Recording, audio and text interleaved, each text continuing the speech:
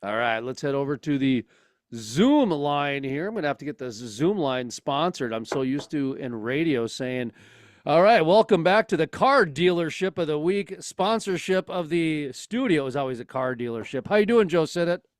I am doing fine, Jason. It is a great day here in the Commonwealth of PA. I wish radio and podcast would just merge together as one because sometimes, you're wearing four hats and you leave two on. And there's different structure involved. There's different things. Well, like we were talking about before we got on the air here, that we're not even on the air. We're recording here. See, as a former editor, I want to be impeccable with my words at least. I threw on a collared shirt because I had a tank top on because I'm in Minnesota where the humidity is 190%. It's like Florida. And when I put a collared shirt on in the oil and gas industry, I can still wear a hat and be professional. And we kind of chuckled about that. And you mentioned that you were just at an event with Mike Rowe, and he was commenting about kind of the same thing a little bit. Joe, tell that story because that was a good story, and I think it's very important for people to realize that sometimes you have to dress up when you go to church or at least work. Sure. And I want to be clear too. I wasn't at the event Oh, that Mike Rowe was at here, the big shindig, the big summit in Pittsburgh around energy and innovation. But Mike Rowe was there. So Mike Rowe of Dirty Jobs fame. And after the event, he shared something there on social media where he was retelling a conversation between him and his mother, who, again, his mother, of course, is wondering what does he wear? What did he wear? What was he going to wear to this big event where the president of the United States would be, where, various business leaders representing, trillions of dollars of asset management would be. And, he assured her that he was actually going to wear a suit, to which she apparently replied, well, it's a suit that's not at least made of rubber, right? Because of course, Mike Rowe, all of his time down in sewers and doing all these dirty jobs. So interesting there that, again, what you wear, again, in all walks of life and in all events comes into play. And, the second piece of that, Jason, was, he referenced, I don't know, I think his mom may have brought it up, referenced one of our two U.S. senators here in Pennsylvania, that being John Fetterman, who, of course, famously does not wear a suit all that much, despite what his colleagues there in the Senate do. So anyway, so that was sort of the, again, that marriage of, suit wearers and, true blue collar folks, which, if that's not Pittsburgh in 2025, again, the marriage of, whether you're wearing coveralls, whether you're wearing a three-piece suit, you're welcome here in Pittsburgh because that's that confluence of blue collar and white collar and technology and energy that, again, happy to be a part of here in southwestern Pennsylvania. we'll talk about the Energy Innovation Summit and Trump in Pennsylvania in a couple minutes here, but uh, as an executive coach, obviously, dress the part, and you when you look good, you feel good. There's a lot of different cliches that can go into dressing up and dressing the part and all these different things. And when you were talking about the Mike Rowe uh, conversation he had with his mom just now, it recalled, I believe it was Stephen Colbert, and it might even been a Steve Carell. I'm thinking of a few different people. George Carlin, maybe not, maybe George Carlin. Anyways, obviously you can tell I watch a lot of interviews with comedians, but um, when they go do something in front of the president, okay, because they all get invited at some point to do a White House dinner, or they're going to go do a roast or something along those lines. They always retell a story about the conversation they had with their mom when their mom says, "Are you going to look good? Are you going to be nice?" And so when you come back to your mother, it's always about, it's about image and respect, and about um and by image, you're showing respect. You're showing Joe, I mentioned that, when I went on my own, when I kind of left corporate America, which in North Dakota we have, I think, two corporations, so that's not, it's a big or small business I left. Um, I had a rule for myself that if I called a meeting, I put on a tie. If somebody calls me for a meeting, I don't wear a tie. I might not even wear a collared shirt. It depends on who it is, what the meeting's about, and et cetera, because somebody wants my time versus I want someone's time. So when I want someone's time, I want to show them the respect both non-verbally and verbally. Both, verbally, I want to be prepared so I can, speak articulately and be able to pitch them in a proper way. But also, when I wear a collar and a tie, I'm showing them that, boy, I took the time to dress up. I took the time to shower. I took the time, to maybe do manicure up my nails a little bit so there's not dirt underneath. Oh, I've been called out on the dirt thing before. Oh, before a meeting, I had somebody grab my hand. We were meeting with these big publishers. I think it was in Pennsylvania. I think it was State College, Pennsylvania, actually. And who, by the way, were some of the nicest people, so it didn't even matter at the end of the day. But my business partner grabs my hand and he goes, "What's wrong with you?" He's like pointing at some dirt under my fingers, and like, it made sense. You want a good first impression. So I'll back down now and let you speak because you're the expert on this. Talk to me a little bit about that mother's respect and what that means in a professional way. Yeah. Well, if we're talking about mothers, again, it's beyond respect. It's, recognizing that, maybe you don't agree with your mom all the time, but she's been around and she's probably got some insight. So, you do well to at least listen to what she has to say. And again, going back to Mike Rowe's mom and hearing you talk about, additional circumstances where what you wear, how you appear can, make or break a first impression. Another person that Mike Rowe's mom brought up in this conversation to, again, make sure that he was going to be dressed properly if he were to meet the president was Zelensky, right?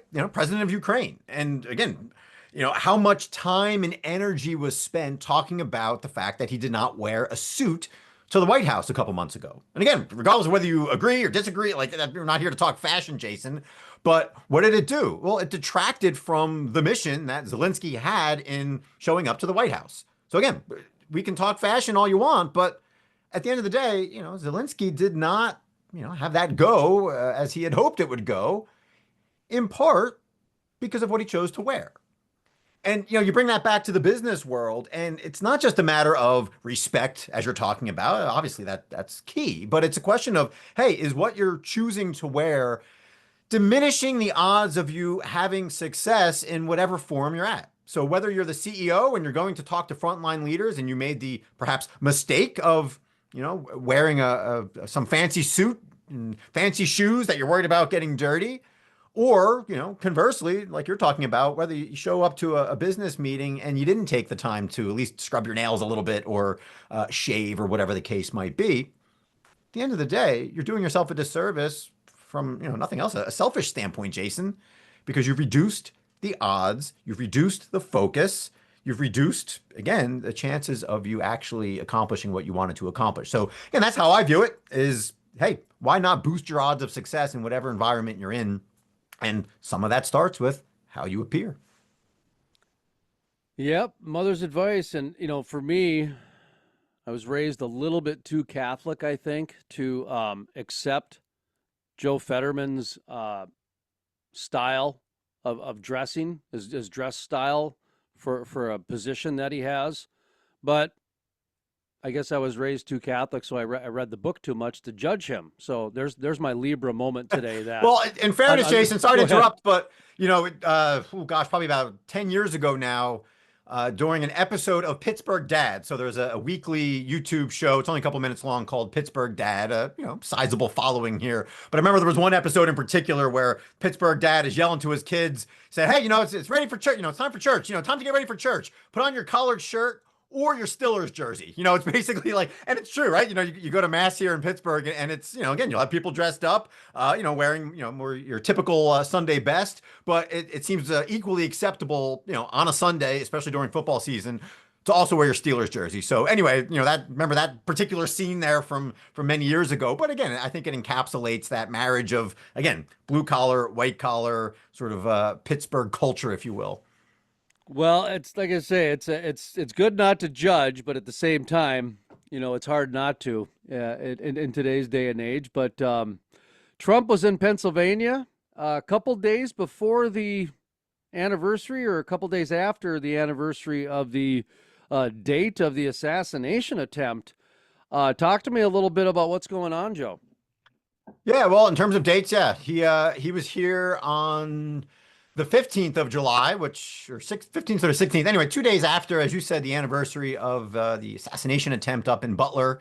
About 30 or 40 minutes away from where Donald Trump was at Carnegie Mellon during the inaugural Pennsylvania Energy and Innovation Summit that was called by our other U.S. Senator, Dave McCormick, who brought together leaders from energy, business, technology, from giant investors, and they all came together to talk primarily about the potential, the resources that Pennsylvania has from a people standpoint, from an education standpoint, obviously from a natural resources standpoint, and they came together to, well, first and foremost, talk about the potential of Pennsylvania, but secondarily, and I would argue more importantly, to talk about and announce over $90 billion of investments in the Commonwealth of Pennsylvania tied to energy and technology. And of course, the hottest topic there is out there, Jason, AI. So that occurred here again at Carnegie Mellon University. The morning was filled with various panel discussions and a couple one-on-one discussions with,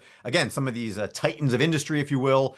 And then in the afternoon, Donald Trump showed up and again had another panel that included those same business owners and several members of his cabinet. So again, a big to-do, certainly a very big spotlight on Pennsylvania, and some very real promises made again to the tunes of tens of billions of dollars.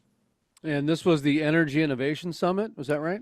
Yeah, the official name was the Pennsylvania Energy and Innovation Summit, although some folks dubbed out innovation for AI since, again, we're talking innovation, we're talking technology, but it seems today in 2025 that all roads lead to AI. And again, by extension, the huge power demand that artificial intelligence proliferation will require in the coming decades.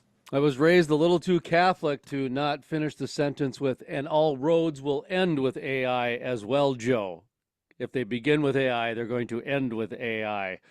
Sorry, I had to get a little bit snarky there.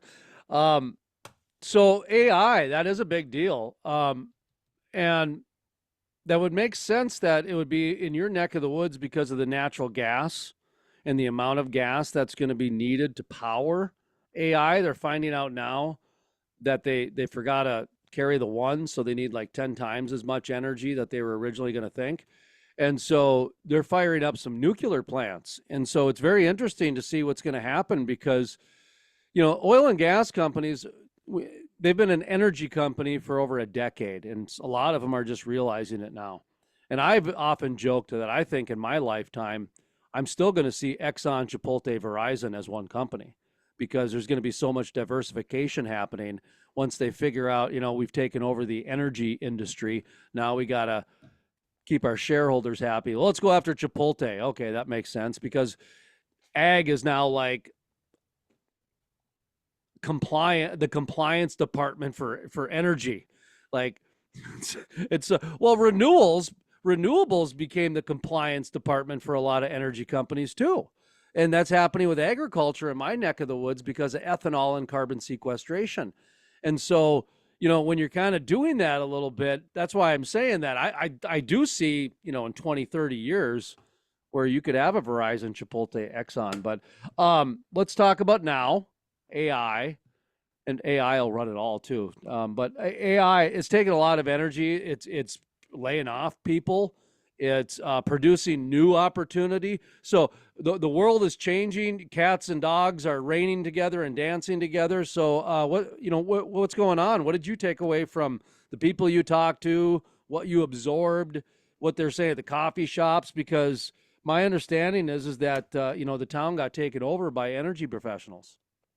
Sure, and I guess obviously, Jason, we can talk, we can speculate, we can chat about AI for hours. So I guess the first thing I would suggest is if people are curious about this meeting of, again, I would argue, significant, powerful individuals, all that's out there publicly. You can do a quick Google, you can find the hours of conversation. It's all out there, publicly available. That's how I ingested the conversations from earlier this week, Jason. So again, I encourage your listeners there. If you want, again, unfiltered, unmodified thoughts from experts who know a lot more or, can predict a lot better the future of AI than I certainly could, Jason, people, again, can turn their attention to the conversations from here in Pittsburgh. As far as my take, if I had to boil it down to, either predictions or what I'm seeing or sensing, it's unifying, right? I mean, I've used the word utopian in the last couple of days since the summit, but it's amazing to see the bipartisan or nonpartisan or apolitical, whatever you want to call it, coming together of people from both sides of the aisle or whatever cliche you want, because so much of this is a no-brainer.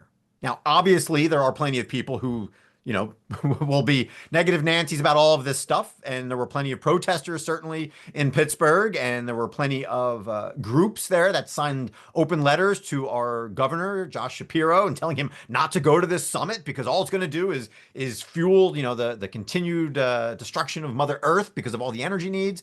But at the end of the day, Jason, I mean, this is undeniably positive. It is undeniably unifying. And for that reason, I mean, and again, this is a phrase that has come from other individuals, not me, but I've certainly latched onto it. And it's positive energy, Jason.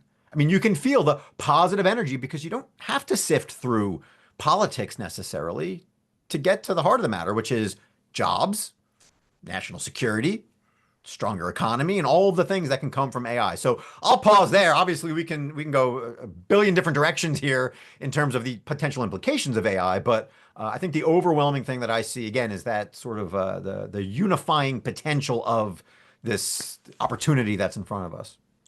Were these protesters fossil fuel, oil and gas protesters, or were they rich people or wealthy people protesters? Were they capitalism protesters? Because in North Dakota, we've got this like weekly I hate capitalism protest that's been happening all summer long down at the post office and at the bridge where Moorhead, Minnesota and Fargo, North Dakota were twin cities. We don't have three rivers like you. We've got the bridge, that's actually a approved protest place by the city. They actually have an area for people to stand and protest and that sort of thing. And so there's those. And then a friend of mine, his ex, who's now, I think, with a woman, they go do the pride protests quite a bit. And so I'm just kind of wondering what kind of protest did you have, Joe? That's a great question. Yeah, it's like the Baskin Robbins, 31 flavors of Exactly. protesting, right? Well, I guess, Jason, to answer that question, I'll go back to what I said. This summit was unifying. People from blue collar, white collar industries coming together. People who might lean red from a political standpoint, lean blue from a political standpoint, coming together. And I think from a protester standpoint, it was the same thing. It was unifying. So whether it was from the environmental side of things, from the political side of things, whatever it was, they all came together in unity because there was something at this summit that they could find to root against. That being said, Jason, I would say the primary protesters, at least the physical protesters on the ground, not the ones writing letters, they were more on sort of the environmental side of things. But the ones on the ground here in Pittsburgh, they were basically there because Trump was there. Donald Trump shows up at anything that's going to bring certain people out. And a lot of their angle, a lot of their talking points surrounded the fact that Carnegie Mellon, again, a significant university, was hosting this event that Donald Trump would be at. And Donald Trump's actions here since returning to the White House, many of them have been targeted at universities. So whether it's, universities, whether it's funding, whether it's students who are there on visa or, they might be threatened. There were a lot of protesters that were tied to some of the Medicaid funding adjustments here that are forthcoming thanks to the big, beautiful bill and all of those various things. So like I said, a lot of different angles there. But, this summit brought everybody together, whether you were protesting or whether you were there celebrating the potential of Pennsylvania. Oh, yeah, man. It's the 60s all over again. Absolutely. The colleges are protesting and and when you think back to the 60s, that was kind of when the golden age of television took off. Cable television was the 80s, but maybe even bled in the 90s a little bit. And by the golden age, you got to get like at least 60% of the market, right? That takes it in. So television, of course, when it took off, you only had 3 stations, and so your news was very controlled. And so the protests were very segmented, very categorized, Vietnam. And then, it was almost like you could plan out the protests much easier if you were in the news and that sort of thing. Than now with social media, it's interesting that they're unifying that type of thing, because there were so many micro protests happening since probably, I would say, George Floyd in my neck of the woods during COVID here in Minneapolis, that really, in the same vein, COVID helped corporate America with Zoom and meetings and facilitate that sort of speed of the discourse. Same thing happened with protesters and et cetera, et cetera. So, yeah, man, it's the 60s all over again. Movies are going to cost $3 and graffiti everywhere and, that sort of thing. But when you said, I couldn't help think about Rodney Dangerfield in Back to School playing Thornton Mellon when you were talking about Carnegie Mellon at university. Is one of my favorite movies of all time, Back to School. I know what I'm doing tonight. I'm going to watch that movie. It's so good. The movie's so good. I could watch it all the time. That and The Big Lebowski every single time. But so Trump in Pennsylvania, what came out of it? AI was that what came out of it? Did anything? Coal? I mean, did they say we're shutting down a coal plant or?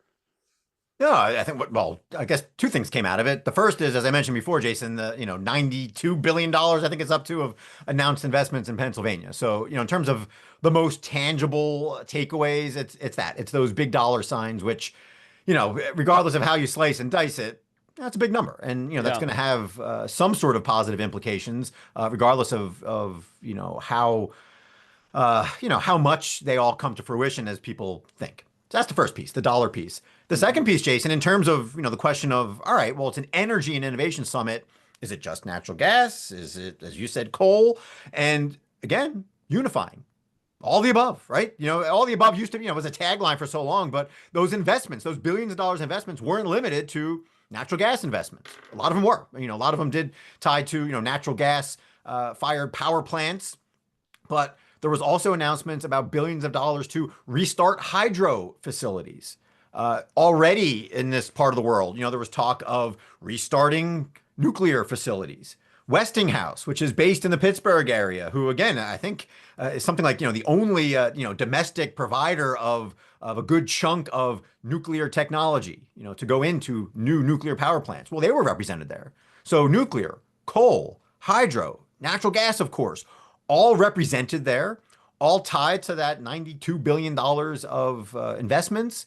And again, all working together towards a common purpose, or multiple common purposes, if you will, that, again, first and foremost, mean more jobs, more security, and more, I heard you mentioned the golden age of television there a couple minutes ago. Well, the tagline for this was, ushering in a golden age of energy dominance. And that, I guess you could argue, was the, the underlying goal of all the attendees at the summit this week.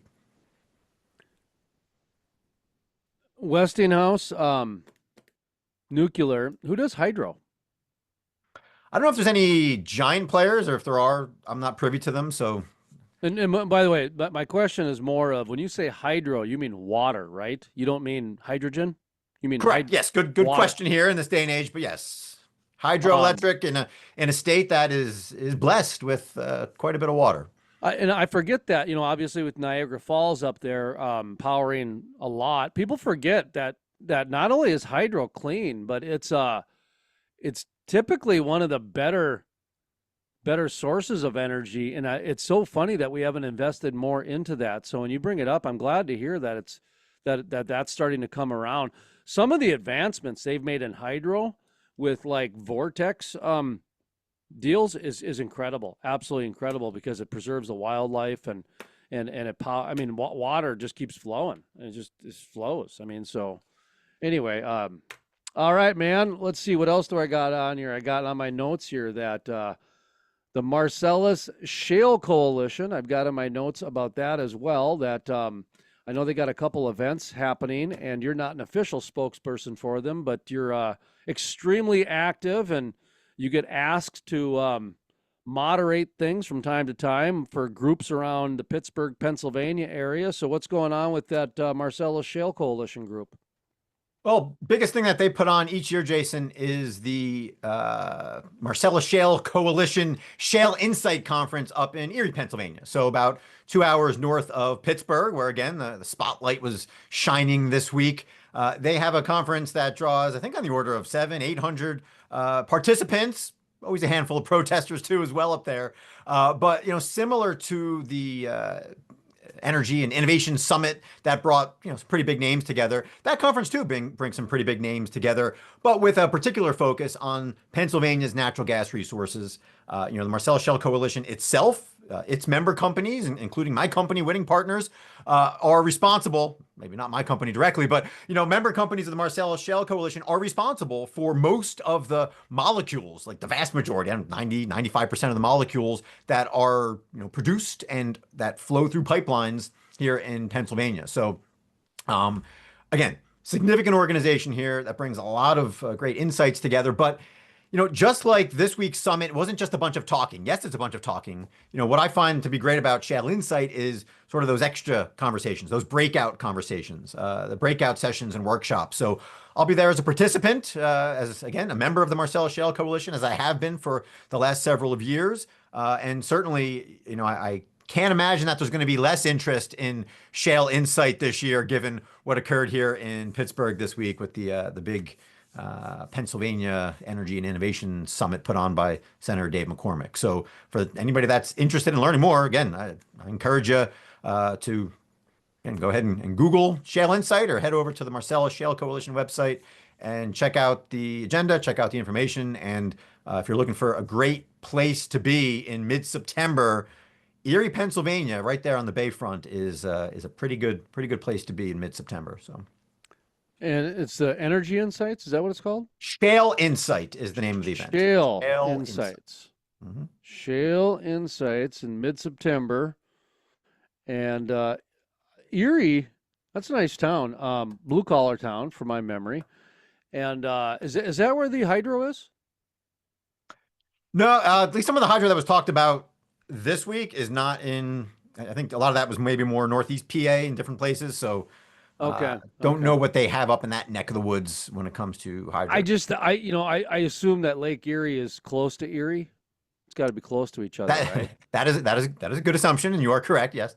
Okay, thank you. Okay, all right. That's where I was going with it in my mind. So, it's been a while since I've been out to Pennsylvania. I used to do magazines out in Pennsylvania, and I want to say it was my second favorite state I've ever been to. And people always look at me weird, and I'm like going, "Oh, it's a gorgeous state." I mean, the word that I would come up with is plush. Like the foliage is plush, like the trees and the rivers, and it's just absolutely beautiful. And when I grew up, I always thought Pittsburgh was a real dirty town. I mean, whether it was the Steelers or the coal or whatever it was, every single imprint that I had from literature to my school teachers made me believe that Pittsburgh was a dirty town. And when I got to Pittsburgh, Pennsylvania, I swear to God, it was one of the most beautiful towns I've ever seen in my life. I mean, it was clean, the ballparks down there and the river area. I got stuck on the wrong road, and when you're flowing in big city traffic, it's not like you can just turn. You got to take 3 days to get around that mountain. And I think it was Washington or something. I don't know. We did a magazine down in Washington County, and there's a Washington, this name of the city, I can't remember. But either way, well, you've got Washington County, and then you've got the beautiful entrance into the city of Pittsburgh. If you're coming from the west, from the airport area, and you're basically driving underneath Mount Washington. So a lot of Washington references here in Southwest PA. So my memory was right. Okay, I took the wrong on both turn. accounts. Yeah, yes, I think you're. Yeah, I took the wrong turn, and I had to go around Mount Washington to get back to where I was going, to my hotel. And then, yeah, and then we did the magazine down in Washington. Very nice area down there.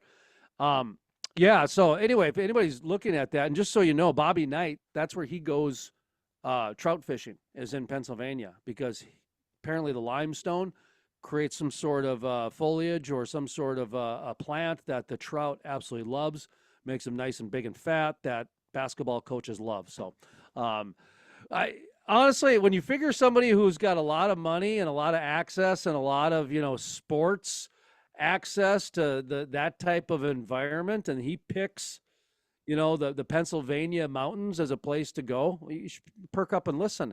It's kind of like in our neck of the woods, some of the walleye fishing is some of the best in the, some of the best in the area. So everybody's got their little pockets of gold, if you will. So, anyway, anything you care to elaborate on that, I guess? No, no. Again, I just like, we can talk for hours about AI and its potential implications. I think I could talk for hours about the Commonwealth of Pennsylvania and all of the wonderful things that make this state as great as it is. Although I think probably the biggest thing hearing you talk is, obviously I got my biases now towards Western Pennsylvania, but if we want to make give a bit of a nod to Eastern Pennsylvania, it is probably, as we approach the 250th anniversary of the birth of the United States, it's probably not a bad time to recognize that, it all started here, right? If you will, from a United States standpoint in Philadelphia. In fact, I think that's a tagline or one of the taglines as we approach that 250-year mark come, we're again, less than a year from now when that big celebration happens. So again, from the very beginning of our nation to today, a lot of good stuff coming out of Pennsylvania, Jason. I don't know, man. Ben Franklin, didn't he bolt out of Philadelphia? I mean, the only thing that good that came out of Philadelphia was Ben Franklin. It's a dirty town, man. I'm a Washington Commanders fan, so I'm not, I gotta take my digs at the Philadelphia whenever I can. Actually, I do enjoy the Western side much more than the Eastern side. I'm Philadelphia's fine, but it's just too big for me. Well, it's too close to New What's the other? Jersey, right? That's usually what I hear. Again, I grew up in New Jersey, so I can say that. Okay. Not that anybody else would stop from making disparaging remarks about New No, Jersey. But, you know. I will say this: we did a magazine in Harrisburg. We also did one in Easton, Pennsylvania, which is in Bethlehem country up there, and that's gorgeous up in Easton, Pennsylvania. I think the magazine we did featured Mario Andretti's kid, or Mario Andretti. They've got nice places up there. They must be from there or something. And so, yeah, Easton, Pennsylvania. That was a very nice town, and I believe that's on the east side, right? Easton, east side. That would make sense, anyways. But anyway, we're not the Chamber of Commerce here for Pittsburgh or Pennsylvania, and definitely not Philadelphia. But let's try to be one for Montana, if you will. My word on the street that you were 2 states over from me as I make my summer residence in Minnesota. Now that I officially have a summer residence because I got rid of the North Dakota one. My son graduated, so I'm going on to the next chapter of my life. And having a place 45 minutes away from my son on a river is actually what I wanted to do. So, Montana. What's going on in Montana, my man? Were you there for business or pleasure? I just heard through the grapevine that you were out there. It was business, even though there's, plenty of focus here on southwestern Pennsylvania. Occasionally there, I do escape the comfy confines of Pittsburgh. And yeah, that was a business trip.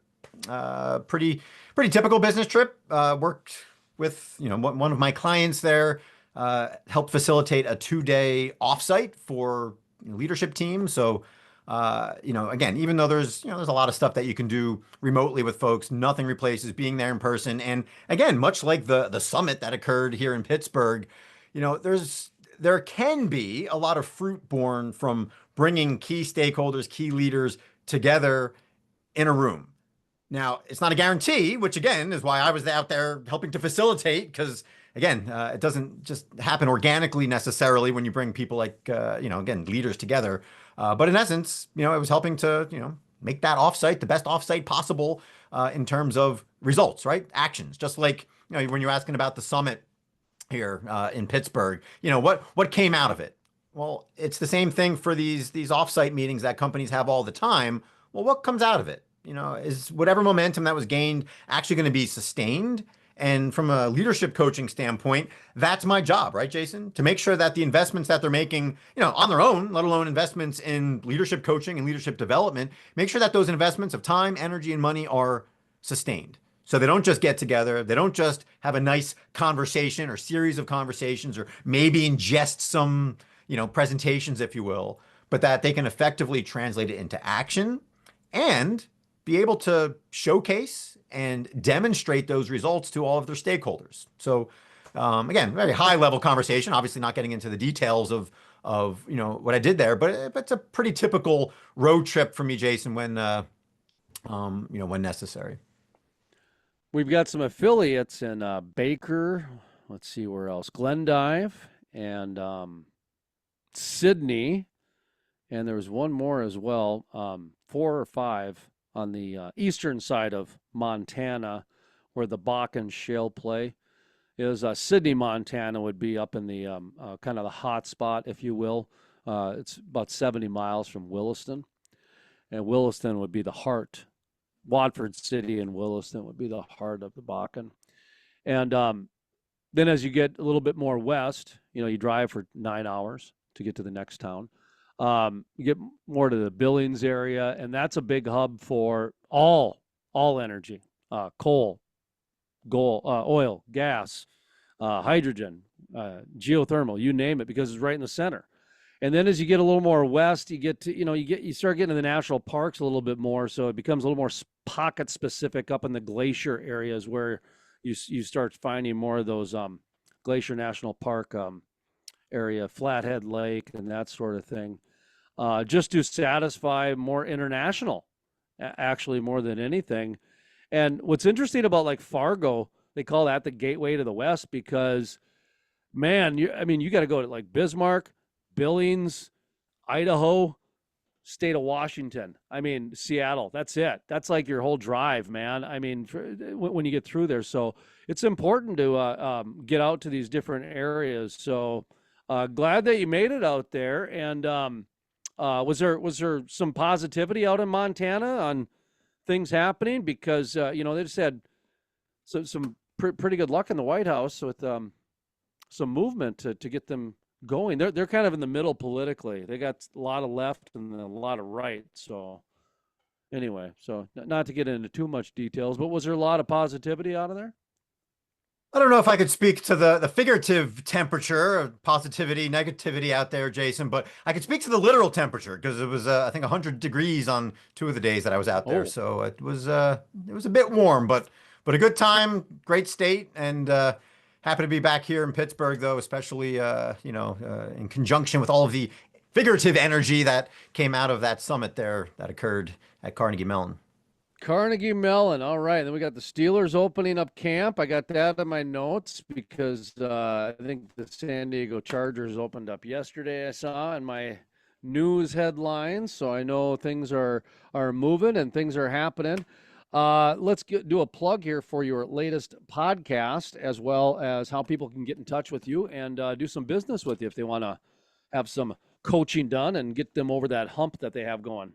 Great. Well, in terms of the latest podcast episode there, episode 116 of the Energy Detox, I recorded it the day after the big energy summit, but I didn't try to do a big recap there. Again, there's enough articles, there's enough coverage of it. I honed in on some comments that Mike Rowe made about the need to showcase all of these jobs that are in demand now and will continue to be in demand, especially as it relates to skilled labor in the trades, and basically turned his comments about the macro environment of workforce needs to bring it back to individual leaders and individual teams, Jason, who in many cases don't do a very good job of showcasing what they do, showcasing their day-to-day efforts. They might talk in generalities, they might talk about the results of their work, but by and large, there's so many missed opportunities to actually show what they do and how they think and how they act. And so that was the last episode there, playing off of Mike Rowe's comments. And I guess the only other thing I'll say, Jason, and again, maybe this is a bit of a stretch here, but I think you mentioned, Montana, that part of the world, almost being the gateway to the West. However, here in Pittsburgh, we also call ourselves the gateway to the West. So I don't know how many gateways to the West there are, but interestingly enough, one reference that I didn't make, but was on my mind yesterday as I recorded that podcast episode is I was actually standing outside one of the gates of the hockey arena here, PPG Paints Arena, thinking to myself, hey, natural gas in many ways is the gateway to the future. In fact, it was the EQT gate, which is the big natural gas player here in this part of the world. But again, you can be the gateway to the future, but you still need the right resources to make it happen.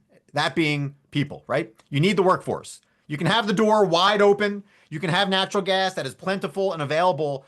But if you don't have the right pieces in place from a workforce standpoint, and of course, shameless plug, from a leadership standpoint, it's not going to happen. You're not going to fuel the future. That gate's just going to be swinging in the wind there. And, the potential, the potential money, the potential impact is just kind of going to be standing there in front of a wide open gate, if you will. So again, maybe that's a segue into what I do for companies, whether they're based here in Western Pennsylvania or anywhere from coast to coast, and that is to help leaders think more consciously, act more effectively, and of course, generate more bottom line results by identifying the things that might be causing them to unwittingly miss opportunities, and again, leave those gates, if you will, wide open, and in turn, not help them or the companies or teams realize their full potential. So, people are interested in learning more about, exactly how I do that. Always happy to have that conversation, whether they reach out on LinkedIn, certainly can visit wittingpartners.com, WITTING,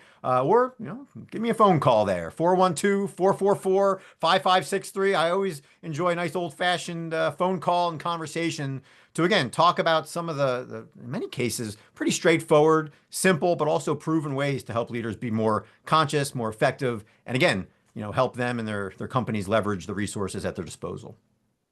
I was just thinking that with all the different gateways to the West, I wonder if St. Louis is a great teachable moment on how to seize an opportunity, because they went ahead and just built a monument and said, no, we're the gateway of the West, and we've got this half-mile tall arch here that's actually a gateway to the West, so everybody else could talk the talk, but look at us.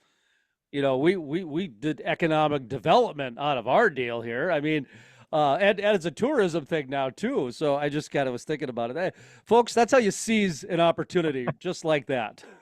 And hey, one final comment, Jason, kind of pulling things full circle here. Mike Rowe, who again we've talked about, and he was in town just a couple days ago. His big point is we need to be better storytellers. So maybe we take a page from St. Louis, who again recognized the need to tell a better story, to actually take action, and not assume that just because you think you're the gateway to the West, it's going to happen organically and naturally. So again, let's take a page from Mike Rowe, from either from a marketing standpoint, from a leadership standpoint, from a communication standpoint, and remember the importance and the power of storytelling. It's exactly right. But you got to remember that, the campfire is fine, but the illustration sometimes does help us too with a story. You know what I'm saying? Because that's, again, back to you got to look good to play the part. So, all righty, my man. Let's see. Next time, let's talk about what I would like to ask you for next time, just a preview. A little Steelers talk here, because this is pertinent, Joe. So this is homework here. Aaron Rodgers is coming in as your quarterback, and he's past his prime, but he's a veteran, and there's all these different things that are going on. So he's got a lot of positives, and he's got a lot of negatives. But the reality is he's not the same person that he was 15 years ago. And I'm not saying that for him.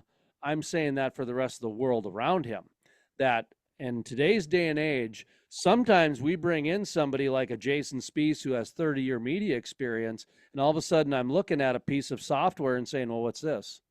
Oh, this is how you StreamYard everything. And I'm using myself as an example, but it's a piece of software like StreamYard, for example, that goes to all your platforms at one time, so you don't have to spend a day uploading to 15 different platforms. Something like that brings in that experience, for example. So that's the kind of stuff I wouldn't mind talking about, how analytics has changed not only in sports, but it's changed in oil and gas. So there's a lot of parallels here. And so, folks, I just want to do a little bit of a preview that there's a, there's a changing of the guard that happened. Something like 75 to 80% of the industry retired over the last 10 years. We have, it might even be 90%. So we have a whole new crop of people. And now a lot of them are getting called back out of retirement because maybe their numbers aren't matching like they used to. And hey, let's bring John back. He always knew how to fix the books. And guess what? It's a problem John can't fix. It's a problem that his grandson can fix. So anyway, yeah, we'll flush that out a little bit, because actually I think that's going to be pertinent going into the annual meeting season as that starts. Oh, I call it October, but actually it probably starts September now that I'm looking at the books a little bit. I was at the dog park, and the gal working at Fleet Farm said that they're bringing out the winter coats later. And I looked at her and I said, you can leave now. So just kind of, I mean, they're already bringing the fall coats in and the winter coats. So it's not a good sign. We got to start thinking ahead a little bit here. So anyway, I'll step down now. And last word one more time. What should people do to get in touch with you, and et cetera, et cetera? They can, again, reach out on LinkedIn, head to wittingpartners.com, or if you're so inclined, go find the Energy Detox podcast on YouTube, on your favorite podcast platform, or at theenergydetox.com to get a feel for the type of work I do, marrying energy and leadership and current events so that individuals can be more effective in what they do. Thank you very much, Joe Sinnott, Jason Spiess, hit and stop.